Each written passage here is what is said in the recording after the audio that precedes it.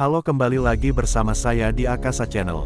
Dalam video kali ini saya akan membahas seorang wanita yang sangat cantik bernama Jessica Kumala Wongso. Yang akhir-akhir ini banyak diperbincangkan kembali karena kasusnya difilmkan dengan tema dokumenter Ice Cold, Murder Coffee and Jessica Wongso tayang di Netflix. Oke, mari kita mulai. Siapakah Jessica ini? Jessica Kumala Wongso yang lahir pada tanggal 9 Oktober tahun 1988 di Jakarta, seorang perancang grafis asal Indonesia. Dengan kedua orang tuanya bernama Winardi Wongso dan Imelda Wongso, seorang pengusaha plastik onderdil sepeda di Jakarta. Jessica menempuh pendidikan di Jubilee School Jakarta dan melanjutkan perguruan tinggi Billy Blue College of Design yang berada di Sydney dengan temanya yaitu Myrna. Jessica dan berkeluarga tinggal di Sunter Agung, Tanjung Priok, dan hobinya bermain komputer dan menggambar. Dan pada tahun 2005 ia ikut bermigrasi dengan keluarganya ke Australia dan menjadikan dia warga permanen di sana, tepatnya di Sydney, Australia.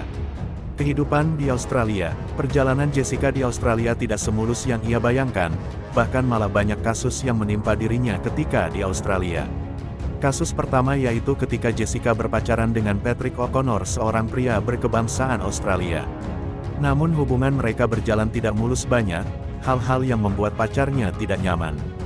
Hingga pacarnya yaitu Patrick O'Connor melaporkan Jessica ke kepolisian New South Wales pada tahun 2015 karena Jessica ingin melakukan upaya beberapa kali bunuh diri.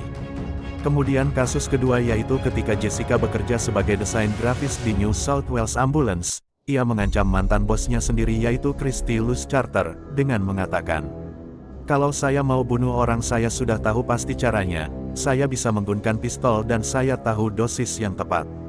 Karena hal itu Jessica Wongso dianggap sebagai orang yang licik, memiliki emosi yang tidak stabil, dan manipulatif. Saat itu, Christy melapor ke polisi untuk meminta perlindungan supaya tak diganggu Jessica. Kasus ketiga, ia sempat bunuh diri dengan menabrakkan dirinya ke suatu panti jompo.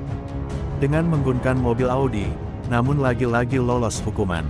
Dan masih banyak lagi kasus yang terjadi di Australia. Dan pada tahun sama yaitu tepatnya akhir tahun 2015 ia kembali ke Indonesia untuk bertemu dengan teman-temannya, dan pada Januari tahun 2016 lagi-lagi ia mendapatkan kasus. Namun kasus kali ini ia harus mendapatkan ganjaran hukuman 20 tahun penjara. Karena diduga telah membunuh teman dekatnya sendiri yaitu Iwayan Mirna Salihin, dengan cara meracunina memakai racun sianida, zat korosif yang sangat berbahaya.